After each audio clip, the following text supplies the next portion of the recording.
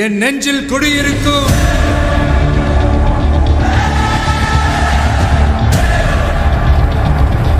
உங்க விஜய் நான் வரேன். பூந்தமல்லியில் தாவேக தலைவர் தமிழ்நாடு முதலமைச்சர் ஜோசப் விஜயின் 52வது பிறந்தநாளை முன்னிட்டு 52 கர்ப்பிணி தாய்மார்களுக்கு சமத்துவ வளைகாப்பு செய்து வைக்கப்பட்டது. பூந்தமல்லி நகர தாவேக மகளிர் அணி சார்பில் பூந்தமல்லி முன்னாள் நகரமன்ற துணைத் தலைவர் பூவையம் ரவிக்குமார் தலைமையில் முதலமைச்சர் விஜயின் 52வது பிறந்தநாளை முன்னிட்டு 52 கர்ப்பிணி தாய்மார்களுக்கு சமத்துவ வளைகாப்பு விழா பூந்தமல்லியில் தனியார் மண்டபத்தில் நடைபெற்றது. இதில் பூந்தமல்லியை சேர்ந்த 52 கர்ப்பிணி தாய்மார்களுக்கு தாவேக மகளிர் அணி நிர்வாகிகள் மாலை வளையல் அணிவித்து நலங்கு வைத்து வளைகாப்பு நடத்தி வைக்கப்பட்டது.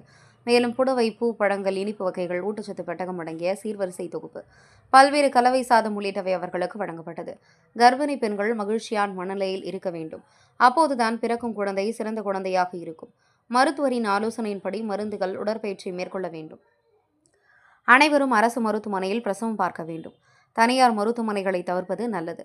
அரசு மருத்துவமனையில் பிறக்கும் குழந்தைகளுக்கு தாய்மாமன் சீர்வரிசை திட்டத்தின் பயன் கிடைக்கப்பெறும் என்று அறிவுறுத்தப்பட்டது. இதில் மாவட்ட, ஒன்றிய, நகர வார்டு நிர்வாகிகள் மற்றும் மகளிர் அணி நிர்வாகிகள் கலந்து கொண்டனர். என் நெஞ்சில் குடியிருக்கும்